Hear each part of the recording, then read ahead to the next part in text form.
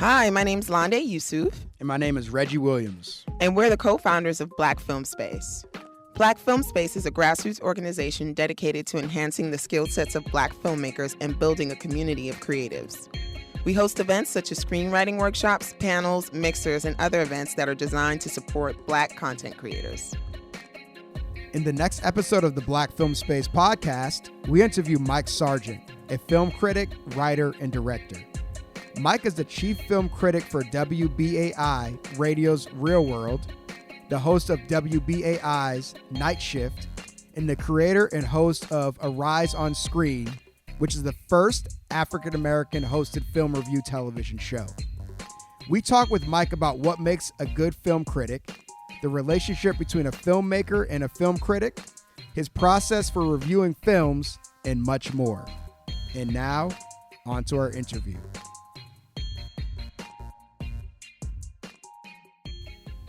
All right, Mike, thank you so much for joining us on the Black Film Space podcast. How are you today? I'm good, and I'm very happy to be here.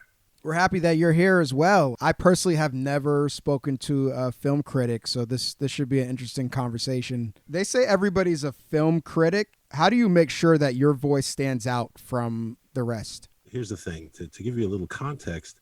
So I kind of came into being a film critic, and if you want, I can expand on the story at some point, but I came into being a film critic. Being a film critic when you're a filmmaker, sort of like being undercover. You're like, okay, these are the people who judge me, you know? Mm-hmm. And so for me, I like to say I have a three-pronged approach as a film critic. I'm a filmmaker, so I often see things that a film critic may not see in terms of structure, in terms of pacing, in terms of, okay, I see what he did here. Oh, a fractured narrative. Oh, you know, all these things that as a screenwriter, I learned in terms of writing screenplays. So I think I have definitely a filmmaker's perspective seeing a film. And if most of your listeners are filmmakers, then they know what I'm talking about. The other perspective is that I'm a film lover. So before I became a film critic or a filmmaker, I love film. But then when you become a film critic, it's a very interesting situation because, okay, I'm a unicorn in that I'm a filmmaker who became a film critic, but then I'm a double unicorn because I'm Black, I'm African American. So, and though in the last 5 years we've seen, you know, a huge increase in Black film critics, but when I started doing this in 2001, 2002, there were very few of us, and whenever we saw each other, it was like, huh. So I've always approached as, like I said, film lover, film critic, filmmaker, and then also being Black. So I love science fiction, for instance, but it was always clear to me certain tropes, even though we're in another age of Afrofuturism, but if you liked any films made in the 20th century that were science fiction, you know, there's certain commonalities about the Black characters that, let's just say, pissed off everybody. But going further, there's this consciousness or awareness or context of representation. So though I love Woody Allen, for instance, I was very conscious that there were no Black people in his films. Mm-hmm. So for me, I think I went into this being unique to begin with. How did you gain a following and credibility as a film critic? Well, when I started, okay, my situation was that I was already doing radio at WBAI. A short story from my life to give a little bit of context, because there's a lot of irony in my life. So I started out as a filmmaker, like I said, but I grew up listening to the radio. I grew up listening to a film critic at WBAI. His name was Paul Wonder. And when I say grew up listening, I was an avid fan. I used to listen all the time. When I got older and I ended up being at WBAI, and I came there as a sidebar to do radio drama, and then ended up getting on my own show, and I was doing what I was doing, and I was involved with the arts and doing all kinds of things. I loved film, but they already had a film critic, and he was my idol, and I got to meet him, and you know, we became friends. I guested on the show, and then he even interviewed me about my first film when that came out. But then, not too long after that, he passed. And the station asked me to take over the show. So I ended up then taking over being the film critic at WBAI, because everybody there knew me. They knew his name was Paul Wonder. I was a big Paul Wonder fan. He'd take me to screenings every now and then, but he was very possessive of his position. But I ended up taking over the show that I grew up listening to. So that's, a little bit ironic. But when I started in the early 2000s, 2001, 2002, major market radio, New York radio, that was, you held power. So not only did I inherit the listeners and whatnot, but the studios embraced me very, very easily, because I was replacing, Paul Wonder was a oft quoted critic. His quotes were on all the ads you saw in the newspapers and on TV and whatnot. And so when I stepped into that slot, they treated me very well. And so if you look at a lot of movies from 2001 to, let's say, 2010, there are a lot of movies that I was quoted on. I gained credibility pretty quickly because I was in major market radio. But then, like anything else, it's about relationships, So from 2001 to, let's say, 2011, radio mattered. Mm-hmm. Later on, that's a different story. How do you think your career as a filmmaker gave you leverage in being a good critic? Well, here's the thing, okay, and not to disparage my fellow film critics. One thing that happened is, and I say to 2001 to 2011, what happened is internet happened, online happened. And when online first came along, when you go to a junket, and for those who don't know, a junket is like a series of press days for a film. The bigger the film, the bigger the junket, where they bring in journalists, local, international, they fly them in, they put them up in the hotel, they put all the cast and producers and director and whatever, whoever's there to do promotion for the film, and then you get to interview them, and they break you into groups. Your TV, which was always top tier. Then there's radio, which was a very specific thing, and then there was print. Okay, when online came along, it was sort of like a bastard stepchild. They'd stick him in with radio sometimes, they'd stick him in with print sometimes. They didn't really know what to do with online. It didn't really matter. That's in the beginning. But as online became what it is today, and it became, well, this is not local, this is global potentially, this is everywhere. And all we've watched what's happened in the digital age in terms of being an online critic. A couple of things happened. The good part of it is that online kind of leveled the playing field, where there are only a few film critics out there, and we won't even get into race yet. But what online allowed is anybody with an opinion and a computer could become a film critic. Mm-hmm. The bad part about it is that anybody with an opinion and a computer could be a film critic. So what that meant, in my opinion, is it kind of, while it leveled the playing field, it lowered the standard. A lot of film critics, let's put it this way, I doubt that we'll ever see anybody win a Pulitzer Prize for film criticism like Roger Ebert did, because film criticism is not quite so literary and intellectual as it once was. So what happened was, you'll have a lot of people who have an issue with a certain actor or actress or director, and their whole review will be trashing that person they don't like, not very giving much perspective. But the other thing that happened is, now you had an influx of tons and tons of people, and let's be honest, tons and tons of white folks, okay, who became film critics. And another thing happened is that, again, I won't get into the race of it, but what opportunities were there for you? You kind of had to make your own opportunity if you're a person of color in that scene. And as online got bigger, radio became less relevant. This is pre-podcast. Podcast now is really, in my opinion, just radio to go. Mm-hmm. So what ended up happening, I think, again, just to make sure I'm answering your question, is that the landscape changed.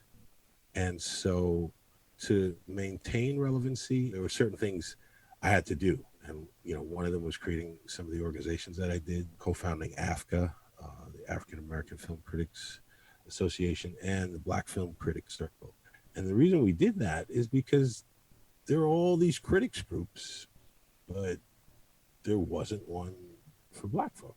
What is the African American Film Critics Association? What is your goal, your mission? Well, I am no longer part of the African American Film Critics Association. That is now Gil Roberts. I won't go into the story as to why I had to leave necessarily. It's available. You can find out on Wikipedia. But let's just say the goal of the African American Film Critics Association and the Black Film Critics Circle share a common goal, which is to amplify the voices of film critics of color, specifically Black, specifically African American, and let the industry, as they say now, that our opinion matters.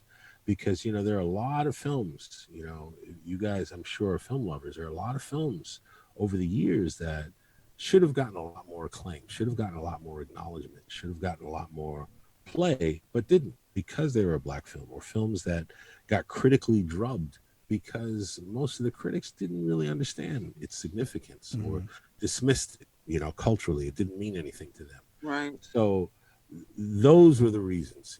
Today we have what you call influencers, okay? But that's what a critic is. So if a critic is an influencer, and if the films are made and financed by mostly white males, and then they're reviewed by mostly white males, it's sort of like a closed circuit. It's, of course, they're going to always praise itself. Of course, the Black character is always going to die in science fiction. Of course, there's certain things that will never change. So it was about amplifying those voices, advocating for change, and showing that, what we have to say matters. What's your approach when reviewing a project? Like, do you have to watch it a certain amount of times? Are you looking for like certain elements of the film? If I had to watch a film more than once, that I'd have no life at all. No. No. Well, my approach to watching a film is, okay. First of all, one other thing that's changed, and I understand the industry, is that trailers give away so much. It's like by the time you've seen the whole movie in the trailer. So as a film critic, as a rule, I try to never watch trailers. I try to never read the synopsis, okay? And I just watch the movie. And for me, part of my approach is I'm a storyteller. So I want to respect that storyteller. Okay, you got a story to tell. I have no idea what even the genre is. Tell me the story. And I let them tell me. And I have to say, it's the most enjoyable way. I would tell this to your listeners. It's the most enjoyable way to watch a film. Pick any film. Don't read anything on it. Don't watch a trailer. Just if it's even the title, if you just think you want to just watch a film, having no idea, it's a very different thing. And for me as a film critic, I hate sitting there watching a movie, waiting for what I don't know is going to happen to start happening. Okay.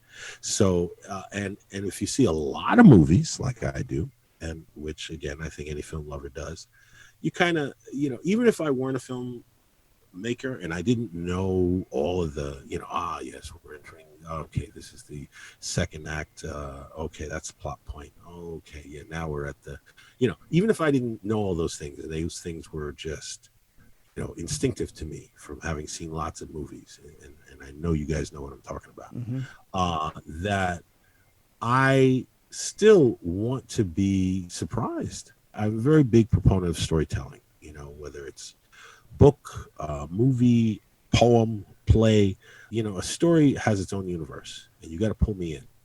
Pull me in. The first time I ever did it actually was before I was really a film critic. I went to see this movie called The Lost Boys, and it was like a promo screening. I had no idea what it was about. And as I watched the movie, when it turned out that it was about vampires, it blew my mind. I had no idea.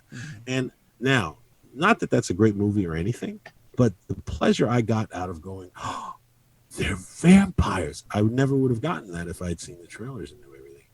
And so when I watch a film, I'm looking at all the elements, pacing, storytelling, characters. I have my preferences, not only genre, but in terms of story. I like a story that's a small story that has larger implications. I like the idea of, digging a hole and then filling it. like keep me engaged, keep me guessing. I don't have a problem with long movies. I don't have a problem with long form storytelling. I don't have a problem with a movie that's quote unquote slow, but it better be a good story. So I'm always open to being in the hands of a storyteller as a filmmaker, but the things that make a film, that take me out of a film, I'll use Antebellum as an example.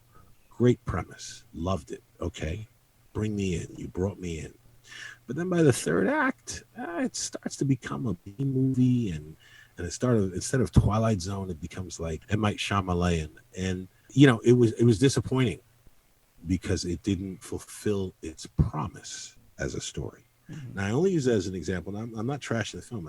I'm glad it got made, and I think they're, don't even get me going about Black filmmakers and how important it is and for us to tell our stories, all that. You'll have to say, Mike, enough. Mm-hmm. But I do think that as a film critic, when I watch a film, you've got my attention. You need to be saying something. So there's certain filmmakers, even if I don't like the film, I respect the fact that they're saying something. Like Spike Lee. I may not love every Spike Lee film, but Spike Lee's always got something to say. And I completely respect somebody that's got something to say as an artist. And so I hope you have something to say. So I judge it based on, you've got my attention. Sure, are there movies that are just for the sake of movies? Yeah, but it's rare that those movies are great movies. How many movies do you watch in like a month? Please. Okay, let's say I watch on an average between 4 to 7 movies a week. Really? Yes. The bad thing about being a film critic is that there's so many movies you have to watch that it's rare that you get time to watch what you want to watch. Especially now that TV's so good. I mean, there's so much good on TV. It's like, wow. And I don't get to see a lot of it because I'm really busy watching movies. And then once you watch a movie, you still got to do your review, or, I have to be aware of everything that's going on in the industry because I could be called at any time. Like, Mike, we need you to talk about the fact that, this happened, So I being a film critic, it's definitely a job, but seeing movies, I love the fact that my job is to watch movies, but at the same time, on average, 5 a week, I see at least 20 movies a month. So that's, let's see, times 10, that's 200 movies. That's like 240 movies a year, practically. Nice. Wow, I've never done the math. How long does it take for you to write up a review? I used to write reviews for a few different sites, and I'm more prone to do a think piece now than a review. But I have 2 podcasts and 2 radio shows that I do. I do one radio show, one podcast is called Too Fast, Too Films. I do that with Jackson Murphy. And the concept behind that show is that, we do 2 films in like 5 minutes. We each give our review. So I have to have my notes, my talking points. Then I also do my other film review show is called Real World, which is on WBAI. And of course, I have to give a self plug there. And it's on 6:30 p.m. EST, WBAI.org. You can listen to a streaming. It's called Real World. And that's a half hour. Now, depending on the amount of films that I'm covering, I try to cover at least 4, sometimes more, but sometimes I may just do 3 and I have an interview. So an interview with, whoever, Lou Gossett Jr. or whoever it is. And so it's more about preparing. When I do TV, I used to have my own TV show on Arise Network, which, ironically, even though it started in 2014, 2015, was the first African-American hosted film review show ever, which is ridiculous. But I had to just prepare because I wasn't reading a prompter. I had to be prepared to talk about it. So the way I work is I'll watch a film. I don't know anything about it. I watch a film. Then after I've watched it, I go back and then I do all my research. I read all the press notes. I read, other reviews. I want to see, what other people are thinking. you know, and that's a big part of it. And I think that comes from, again, that three-prong approach. If I'm reviewing a film, let's say it's a film by a woman, you know, seeing films that are written and directed by women always feel different. They always feel different because a woman, doesn't matter her race, will always have aspects of character, of plot, of emotional connection. Just their way of telling a story is just different. It's a different lens. Even if they take the same material, you know, you watch a movie like Little versus a movie like Big, it's just a different perspective. It's a different perspective on being in a society. And again, that comes from me being a science fiction fan. You know, it's all humans, what they do. So I will then read what women are saying about the film. Then I will read what men are saying about the film. Then I will read maybe, you know, what the white critics versus black critics. So I like to get everything about the film, you know, read up on it, maybe read an interview or something. But then I also like to read what other critics are saying, you know, depending on how early I've seen the film, just to get a sense of where it's going to land, you know, because the other thing about being a film critic, you also gain this perspective. As a filmmaker, it's invaluable, but it gives you a perspective on marketing, on audience reaction, on how it's going to be received. I have all this perspective that I have being who I am and having done it for a minute now. So to answer your question, it takes me, you know, there's the 2 hours of the film, let's say, then there's at least another hour of prep, at least. When I write a review, I usually will write, you know, right after I've seen it, and then come back and see, you know, see what I've written and see what I want to add. You know, I've definitely had the experience of seeing a film at a junket. You know, let's say they have a junket, what they call a junket screening on a Friday. And then maybe I'm going to go to the press conference on Saturday. And then maybe Saturday afternoon, I have a one-on-one with the director. And I've definitely had the experience of seeing the film, thinking, oh, and then hearing the going to the press conference and going, oh, all right, I see what they're going for. And then talking to the director and going, wow, okay, now I see what he was going for. So I have a very different perspective. So I'll grade it differently. So there's always a couple hours, whether it's a couple hours of seeing the film, but then there's at least a couple hours, I'd say, for any review. Now I'm realizing, like, there goes my life. But yes, so I try to do that. I try to do that, but there have been times where I don't have a lot of time, and, you know, instinct takes over, and I have to get it out or do my interview or whatever.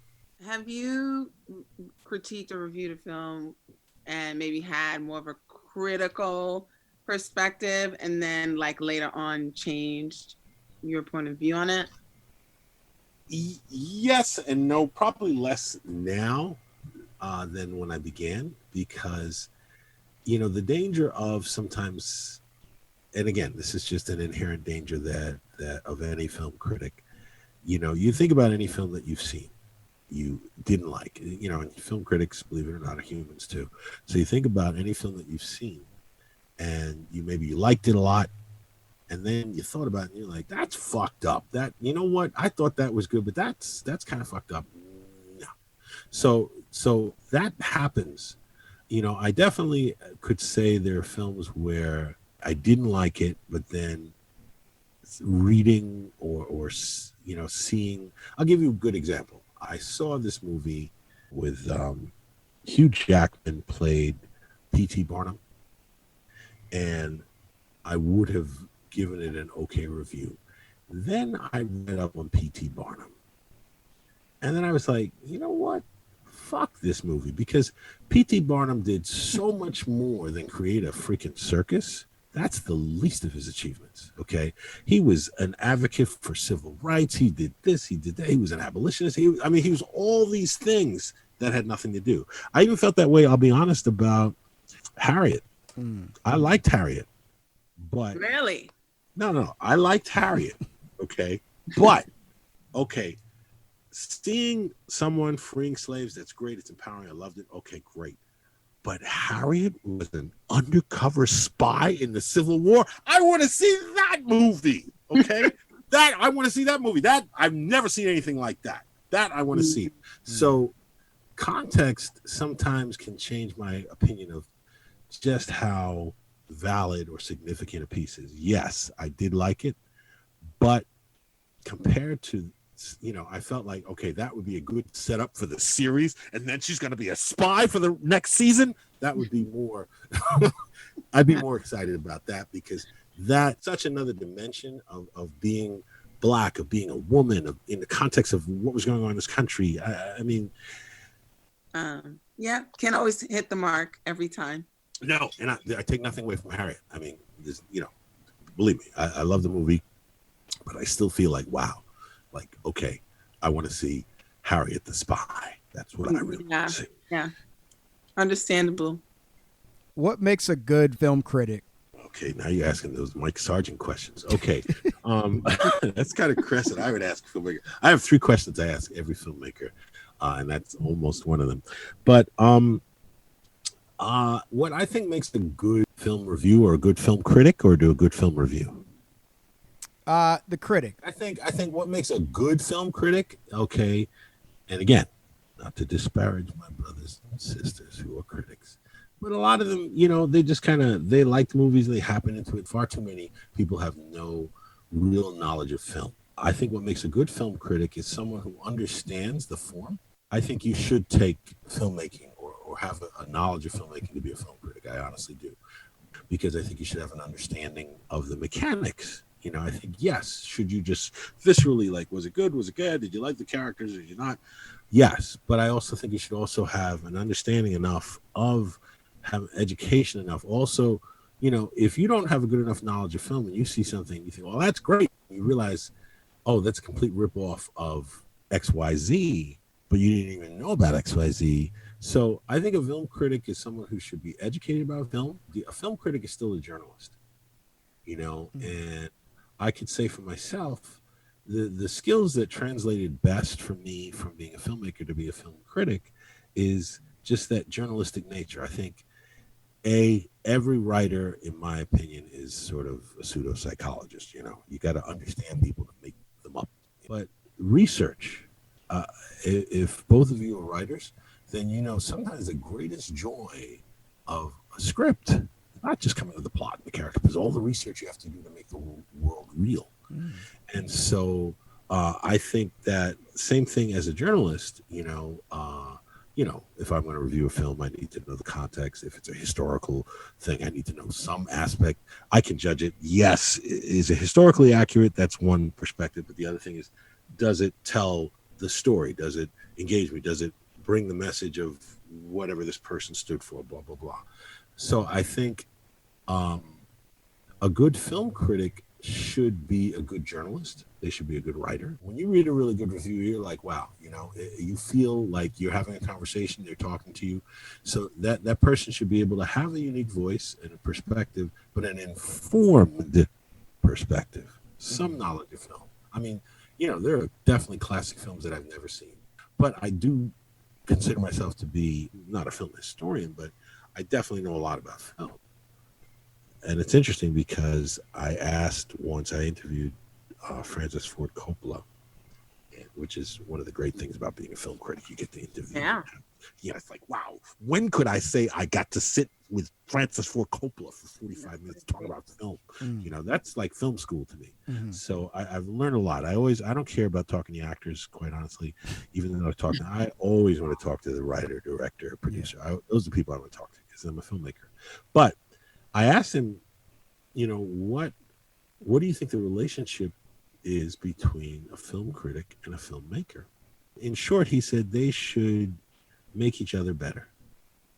The film critic should be able to give a perspective and objectivity that the filmmaker should be able to use, and at the same time, the filmmaker should be also opening the mind of the film critic. So that relationship, I think, if some writer director has put their life's blood into some film, you guys know filmmakers and you're filmmakers yourself. Like, you could have a short could take you 3 years to do, and then have somebody just dismiss it, not even really having even any concept of what you've done.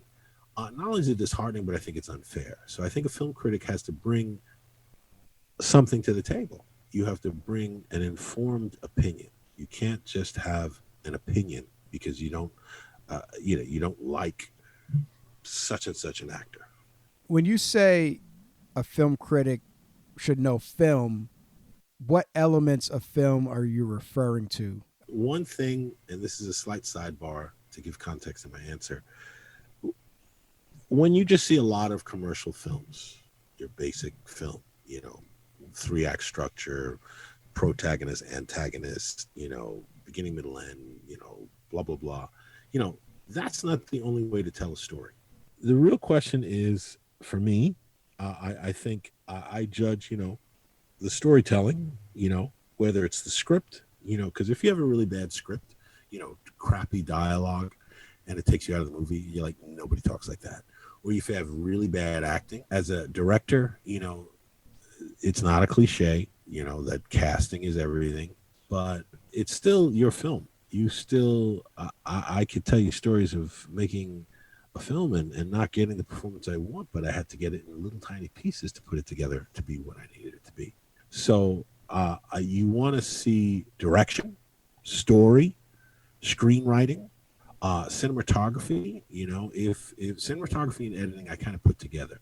If you see an action film and you're watching it and you're like, what the hell just happened? The editing and the way it was shot was just, I'm not even sure who the bad guys are, and we've all seen those kind of films, and again, that kind of comes back to the director. So those 6 elements, I would say: script / story. Okay. And the reason I say / story, because like you said, it doesn't have to be traditional, but okay, you can have a film where the first 45 minutes nobody talks. So visually, is it interesting? Are you telling me a story in the frame? Are you conveying your idea? I've seen films where, I love the film. Wow, the atmosphere and this and that. But at the end, I was confused. I really didn't know what happened. And I don't consider myself to be stupid, so I was paying attention. But if you haven't been able to make clear what you're saying, sure, can you have an ambiguous ending, and can you have like a giant baby floating in space and everybody should interpret it? Yeah, but if you have an ending that makes the experience satisfying, I think that helps the film. I'm sure you all can name films that are a great film, terrible ending. Mm-hmm. So maybe the ending shouldn't be necessarily, but I would say, yeah, story, script, directing, cinematography, conclusion. I think conclusion's important. A great ending. Do you agree? I mean, how do you guys feel? I'm curious.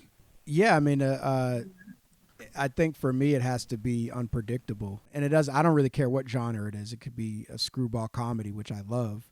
If I know exactly what is going to be said next, maybe the story doesn't matter so much if it's a screwball comedy. Like I'm not that engaged into the story, but if I know what joke is going to be said next or what they're going to say next, right? Or when you see the joke coming a mile away, it's like, yeah. Okay, they only put this character because at some point they're going to say blah blah blah to use that character's name.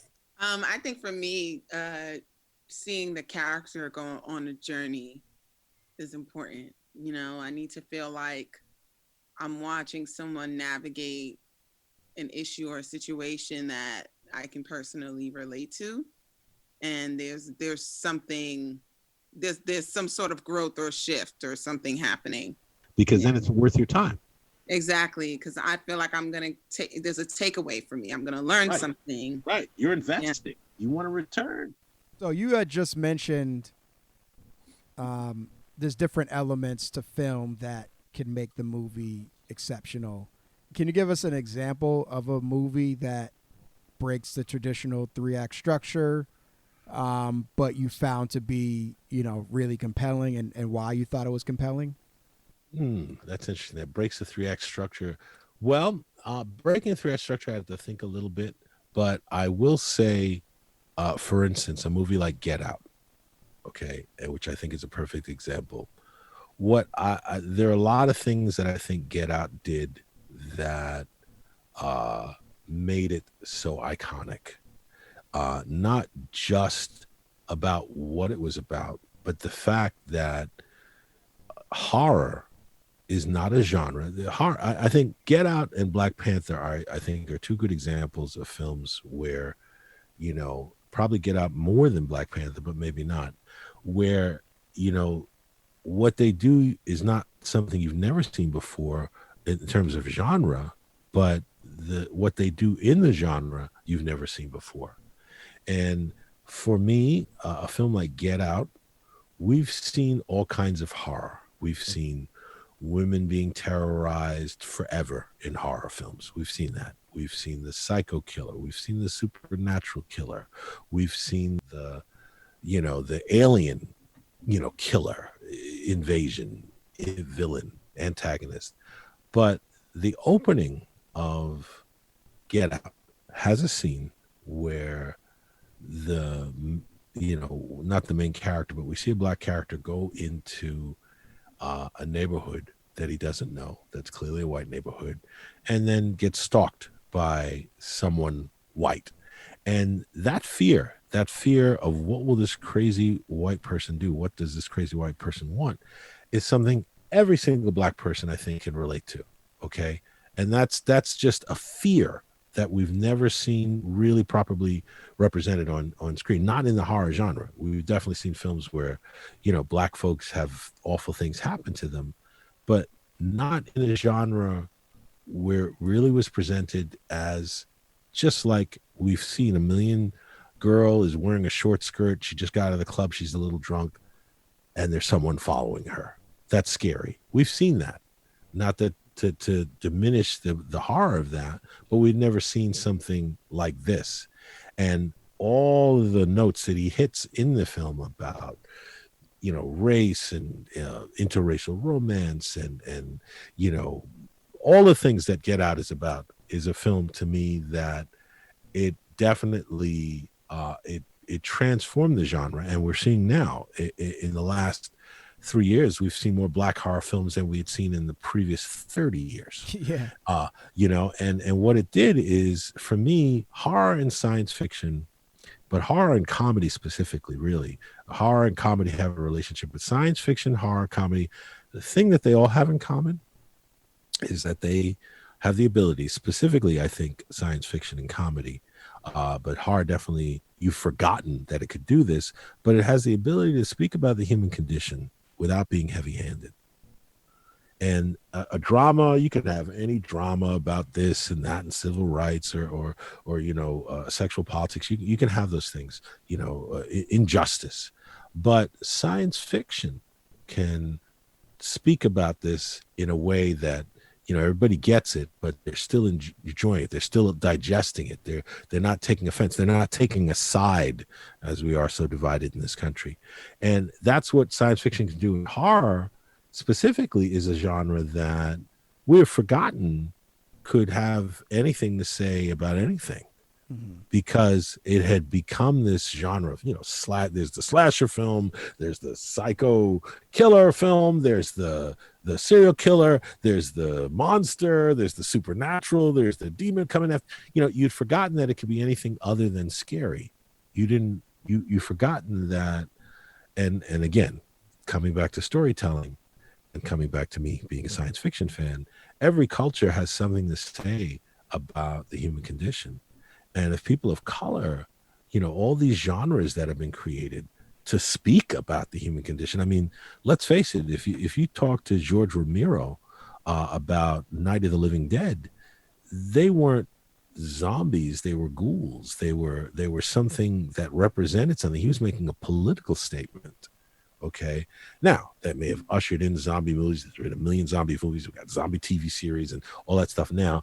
And it doesn't really necessarily have, maybe in the story, they can work in some political things, but it's not something that you look to. You don't go, wow, that horror movie had a lot to say about race relations. It's not even something that would have ever come out of your mouth until Get Out. Yeah. And so, again, now, even I just saw a recent remake of a movie I always liked called The Witches, with Octavia Spencer. And I don't know if you know the plot of The Witches. The Witches is this story, great story about this kid who goes on vacation with his grandmother and happens to, at this hotel where they're, by the water, there's a coven of witches are having like their annual meeting, and witches hate children. And when they catch him, as he kind of inadvertently stumbled into this meeting, they turn him into a mouse. And it's a kid's movie. And I always loved the movie because it had Angelica Houston and she gives a fantastic performance. But now they've updated it. And now they made the kid black. And Chris Rock is doing the narration. And Octavia Spencer is the grandmother. And my first reaction was like, okay, all right, now they're blackifying the witches. Okay. But about, it's like, but 10 minutes in, it starts to get good. It starts to get really good. And you realize, okay, they actually said, okay, we're going to tell this story through a different lens. And now all the stuff about witches and witchcraft and spells and potions, that's steeped in Black culture too. But it's a different lens, a different perspective. And when it starts to happen, you go, wow. And you realize, again, why it's so important to have in a genre. And again, this is like, scary kids movie, but still there's so much being said. There's a lot of things being said in that movie. I don't want to give it away for those who haven't seen it. That's the other thing. A good film critic and a good film review doesn't tell you the entire film. Just wanted to say that. We'll let them know. Yeah, just want to, you could put echo on that if you want. But so yeah, I say all that to say, yes, Get Out is a good example to me of because we're allowing a different lens to tell these stories. It doesn't necessarily break the 3-act structure, but it definitely advances the form and reminds you of what you can do in the genre. Is there a particular type of film you'd like to see, at least in this, I guess, generation or era of film? Well, I'll be honest, I think I'm seeing it. I mean, I'm a big science fiction person, so and I consider myself to be a pioneering Afrofuturist. And so I am happy to see, and before when I was mentioning Get Out and Black Panther, what Black Panther did, okay, and which is what I've wanted to see. I've always been into science fiction, and I love science fiction because of, again, the possibilities. I like all the fantasy elements and whatnot as well, but more importantly, I like the what if idea. And any good science fiction, anything that stood the test of time, takes a good what if, a premise, and puts it out there, and then like, okay, if this were the case, what would human beings do? Whether it's superheroes or whether it's special powers or whether it's aliens visiting us or humans on another planet, any of those things, that's always what it is. What would human beings, what we know of humans, what would they do in this scenario? So for me, what I want to see, and I'm just beginning to see, I'm a fan of, Octavia Butler, and, and I knew Octavia, and there was a time when that you could count on one hand the amount of science fiction writers out there, but now there are tons of them, and it's not Black science fiction, it's Afrofuturism. So what worked about Black Panther, I think, was that's not the best superhero movie, but seeing what we saw, and here's the core concept of Black Panther. Imagine that there's a place on Earth that has not been colonized. Boom. That's such a outrageous, you've never seen it before in 110 years of making science fiction films, that like, you're like, wow. And all of the everything that was beautiful about Black Panther, everything that it did to embrace Black culture, was just, it was a landmark. There's a reason why it made more than any single superhero film. And there's a reason why, not just here, because as you know, for a long time, Black films lived or died domestically because, quote unquote, Black films don't travel. So not only did it open the doors, but it also showed that, yeah, we're hungry for, we being the rest of the planet, is hungry for stories. Black lives do matter. Black stories do matter. They do have something to say. It is interesting. There are lots of monocultures on this planet, that may be resistant to Black stories. But for me, I Black science fiction, Afrofuturism, and the idea that we're seeing what we're seeing now, where we're seeing so many films that are not just a genre. They're just stories where characters happen to be Black. But I don't so much, I like stories where it never comes up, but I also like even more stories where that context is given. I think that when you've got the attention of people who don't understand, one of the most wonderful things about films is, especially if you enjoy foreign films, but just films in general, is that you get a chance to live another life, see the world through somebody else's eyes, and there are many examples of great films where you spend 2 hours or so just looking at the world through the lens of these characters. Does that make Yeah. No, that Okay, totally okay. makes sense. Totally. How do you feel about the state of Black cinema in 2020? This is the best time it's ever been for Black cinema. I hope it gets better. There's never been a better time to be a Black filmmaker, ever. This is it. Like every week, all summer long, you were reading another entertainment company, another media company is putting a Black person in charge.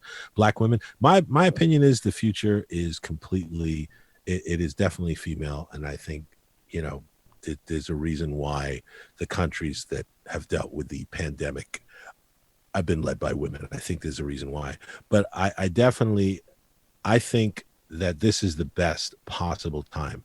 Now, the one thing social media has done is and again, I see, as having lived a very ironic life, I see a lot of irony in life. The irony is that while we're in this time where, in many ways we're more divided than ever before, and there are more civil rights, our democracy is in danger. Everything they're doing, the voter suppression, all those things, it's all coming to bear. But during that same period, is an age of social media. And social media has, in a way, become its own democracy, where, they can gerrymander a voting district and turn it into this, and vote in people who shouldn't get voted in, and pass laws that the majority don't want, and they don't have to worry about constituents. And there's a great documentary about this called Slay the Dragon. I highly recommend everybody see. But at the same time, social media gives this accountability. So the only reason I think that we are, since George Floyd and the Black Lives Matter movement and all of that, and all the changes that have happened in Hollywood, all the firings of people who said this racial thing or turned out to be a Karen and were caught on video, that's all happening because of social media. That's people reacting. That's the power of the people, the power of all the people that view it, see it, that would not buy from this company or support this film or whatever it is. We would never have seen all these changes socially happening, even during a time, let's just say with, a ridiculously fascist regime going on in this country. Social media is still hugely powerful. Okay. And as a result, I think it's given us an opportunity now, or open the doors where companies now, it's one thing to, black out your social media and put Black Lives Matter or whatever it is. It's another thing to hire people from within. So I think the Black Lives Matter movement has changed things. I think the pandemic has forced, besides all of that going on, the only winner here during this pandemic from a media standpoint is Netflix. all the other companies have had to become streaming, besides, the Apples and the Amazons and Disney now, they're all going to have streaming platforms. But what Netflix has shown is, well, this underserved audience, we'll make movies and TV shows for them. That underserved audience, we'll make movies and TV shows for them. So all the stuff that we're seeing coming out of Netflix, all the stuff we're getting to see by all these great filmmakers, black filmmakers from Netflix who have all these deals and whatnot, all the other studios are having to imitate it. So Hollywood always follows the money. Now that money is being made and that there's a hunger for black stories about and by people of color, look what happened with The Watchmen. Look what happened with The Watchmen. What did it get, like 18 Emmy nominations? That's unheard of, okay? On a show with a black female lead that's a science fiction about injustice and racism. I mean, it's mind-blowing, but it also has completely changed the landscape. So in the next 2-3 years, I think we're going to see some of the best black films we've ever seen. I'm optimistic. You explain to the listeners how a film can be bashed by critics. Like you go to Metacritic.com or Rotten Tomatoes, and it has the worst reviews, but the people love the film. Reggie, that's a great question. All right, so here's my take on that. Okay, and again, this is my take. First of all, if you go to Metacritic or you go to Rotten Tomatoes, you will see a disparity often. Okay, more often than not, where critics loved it, audiences hated it. Audience loved it, critics hated it. Okay, part of that is that I think being a film critic, okay, it changes you. Okay, I think depending on how long you do it. Okay, on one hand, like I said, I think the bar has been lowered, so you got a lot of opinionated people that let's just say their opinions shouldn't matter as much as they do. Okay, we could say that about a lot of things. But I think the other thing is when you're a film critic, there's a tendency to become a little jaded. I think a lot of film critics kind of forget why they became film critics. Like, it's rare you're going to be a film critic says, I became a film critic because of the foreign films I saw, or the blah, blah, blah, blah, blah.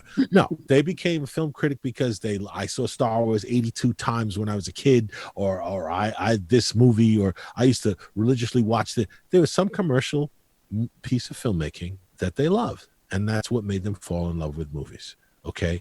But what happens then is, and it's a two-sided thing. You see a lot of movies, so certain movies they become like you've just seen this too much, and you've seen this same type of story told better. So your objectivity and the context in which you view it is different, even if you're not, now erudite.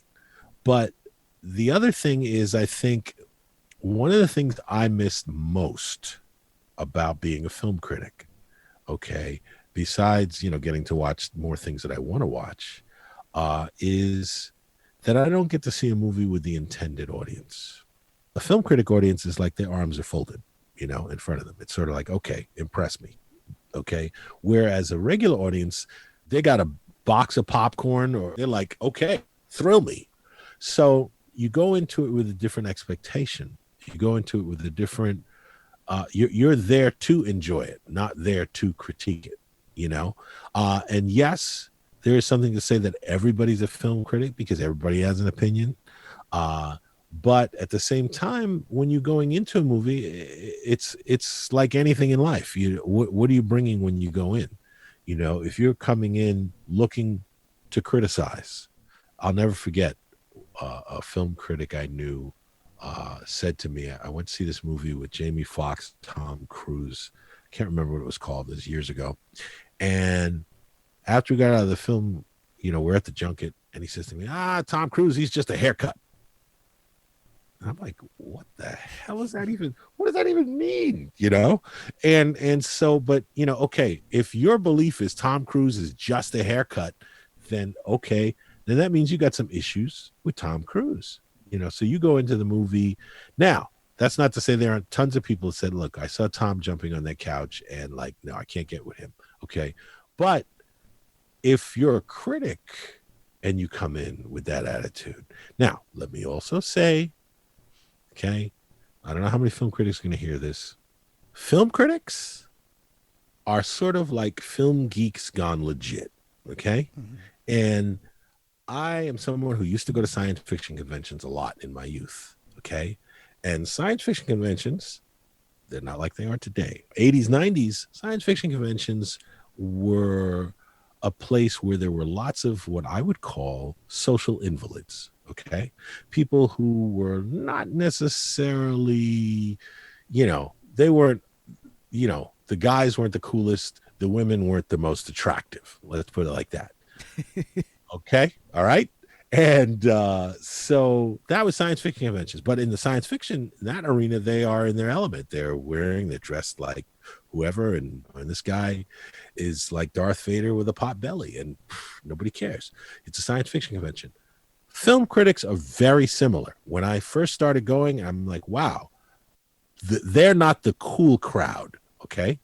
Now, are there cliques within? Sure. Are there the quote unquote cool crowd within film critics? Absolutely. And trust me, like any other group, it's a community, but it's much, much more like science fiction. So these are not folks, let's just say, in my opinion, that are going to have the views of the average person. They're a little bit, I think, social outcasts often. And I also think part of the reason they love to tell the entire story in a review is because they're frustrated storytellers. That's my opinion. I think that the film critic and the film viewer are a very different type of person. And I think the film critic comes into a film looking to criticize. I think the film lover comes into a film looking to enjoy themselves. And I think sometimes the film critic may go, oh, it's this, it's that, and the cinematography and the meaning behind it. And the audience is like, I fell asleep through the first 20 minutes of this film. There's a disparity, I think, because it's a very different. I think film critics, film audiences are just very different. So how does one, become a film critic, whether that's on a show or for a magazine or a newspaper? I mean, today, back in the day would have been a different thing. Okay, but today, if you want to be a film critic, you could start a blog. The other thing about the internet, the good and the bad. Good and the bad is, like I said, anybody with an opinion in a computer can be a film critic. There are screenings now for mommy bloggers. Okay, so whatever your opinion is, and there are a number of film critics I've known who they just love film and they just want to write about it. They know how to write, and some of them are still in college and they've got followings already, but they're doing it. So you have to be willing to do the work. You have to be willing to do the work, to read, to write, to watch the films, reviewing films, without having to seeing them as press. That now you could review Netflix. You could find a niche for yourself if you want to be a film critic, whoever you are, whatever your perspective is. If you have something clever, something worthwhile to say. If Lande said, I want to be a film critic, what should I do? I'd say, all right, well, I would say start your own site, come up with a title. Maybe you want to call yourself Film Lande. Okay. And then now Film Lande, and there it is. That's your thing. You're going to brand yourself as this. So have an idea of what your brand is. And maybe you're going to choose you're going to review everything, or maybe you're only going to review a certain kind of film, or maybe you're always going to come from a certain perspective, So if I would say start writing your reviews, start posting them. You could have a blog site. Everybody's got social media, so you could put them on your social media. Creating a site, you could plenty of free sites. You could have a Wix site, doesn't matter. But I would say come up with an idea of how you want to position yourself in the market, and start writing, start reviewing. You could do something where you only review old films, and that's your thing. You only review, movies that were made from video games, and that's your thing. Whatever you think you know the most about in terms of film, play to your strength. So if if she was, I would ask Londe, I would say, so what are your favorite kinds of films? What's your favorite genre? What do you feel you had the most to say? What do you feel is missing in the marketplace? What do you not hear enough of? And she may say, well, I don't hear enough of, XYZ. I don't hear enough of, women who have come from another planet reviewing films like I do. So, that's it. So you're going to have your interplanetary film reviews because of who you are. If you're reviewing films, you're going to talk about things. What do you like to read, and what do you feel there's not enough of? Because if you're just going to review comic book films, okay, what are you going to bring to that? There's a lot of folks on YouTube and they get a lot of views. Has that affected what you do in any way? Well, it has, in the sense of relevance. I'm respected in the industry, but I don't have as large a following as some people. Here's the other thing about being a film critic. Being a film critic is not exactly the most lucrative thing in the world. Okay, sure. Can you build a following? But again, those guys or those people you see on YouTube, they didn't just like put up their first video and get 18,000 views. They had to keep doing it, till they finally get it. And you also have to see what's out there. You have to follow trends. Like if everybody's talking about, they do a new casting for Black Panther 2, okay, or they announce a casting for Black Panther 2, and they're going to pick somebody else. And you say, okay, I'm going to do a post on YouTube with the 5 actors I think be the most. And again, you want to be aware of what's out there. You want to put up, find the hashtags that are trending. You're going to capitalize on whatever it is at the moment, but you have to be aware of what's going on. That may bring you in your first views during a time where everybody's searching for, Black Panther 2 casting, but then you have to build on that, and you have to be able to be willing to put in the work. If you have a social media platform, you got to put up every day. If you have a YouTube channel, you got to have new content. You got to be feeding something to your viewers. And you said something very key, Londe. You want a takeaway. Everybody wants a takeaway. Right. Anybody listening to this podcast wants a takeaway. They want to be able to hear something they don't hear anywhere else. They want to be able to go back. I listened to that podcast with Reggie and Londe, and they were talking about blah blah blah. They want a takeaway. You're enhancing the life of somebody. So to me, I think the YouTube is people are definitely more visual than they are audio. Podcasts are huge. Let's not pretend that they aren't. They are. And a lot of people can listen to podcasts while they're doing something else. But in this time now where people are home more, I think the visual comes along, because even if it's just, a rotating box while you're talking, you may find you get more views on a YouTube than you will on just a straight podcast. Before we close out, why do you think Black filmmakers should value people in your position? I think because coming from the conversation with Francis Ford Coppola, I think one, Black film critics, any film critic is an influencer.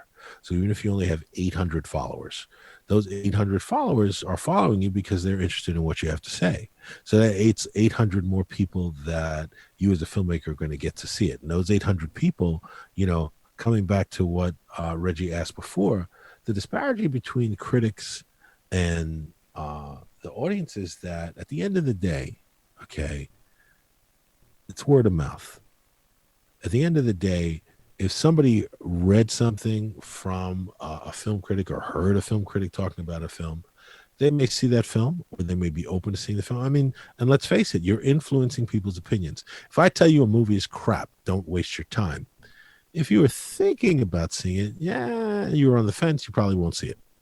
Now, if there's a movie, conversely, that you would not have seen, and I tell you, listen, this was a gem. See this movie. It's really good. Okay, you're like, all right. Even if you're not going to go run out and put it in your queue, if you came across it, you might go, I heard this was good. And so you might watch it.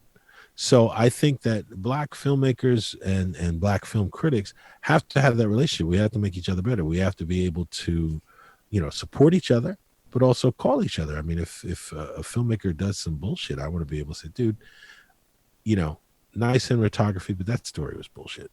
I would think you would prefer, again, if I have an informed opinion, okay. And here's the other thing. Even if I don't necessarily have an informed opinion, there are definitely film critics we don't see eye to eye, but if they've been doing this long enough, they have a perspective, just like I do, on what audiences go for, and what will work, irregardless, there are certain films that are critic proof. Okay. And then there's certain films that critics love that will make no money. And you could say, okay, I like this film. It's great, but it will make no money. I have some of my favorite films are films that made no money. And I probably knew watching it at the time that this will not make any money, because it's just not going to work in the marketplace. Now, at the same time, the other thing that a film critic can do, okay, and I would love to have a situation where film critics and filmmakers talk with each other, because that would probably be, that's a good idea. But is that, very often a film is marketed wrong. How many times can you remember that you saw a film, you saw the trailer, and it's like you went in thinking one thing, and you're like, this is not what I thought at all. And it's not your kind of movie, but you thought it was because of the trailer.